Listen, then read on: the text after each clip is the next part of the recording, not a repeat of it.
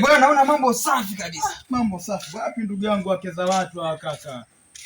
Bana tamaa sisi vijana kutongoza mke wa mtu, nimeenda kulogezewa ndo haya alionikuta. Na ule mama asiniambie kama yeye mke wa mtu ndo hapa. Sema na hivi hata hivi nashukuru Mungu kaka. Ulikuwepo hapa na Buguruni mzigo.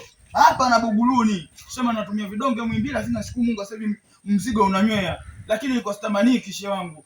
Ndio hivi alionikuta. Na sisi vijana wa tamaa wake za watu kupenda mtelemko, kumbe tunatelemkiwa. Alionikuta ndugu yangu. Suruali hapa yenyewe ivaliki. Mimi wakuwa kama kababu sasa hivi.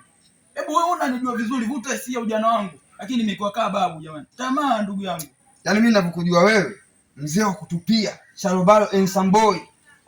Wamekuweza. Sasa wewe ulikuwa na beti na mke wangu. Mke wa mtu kaka, tamaa vijana, siangalia alionikuta.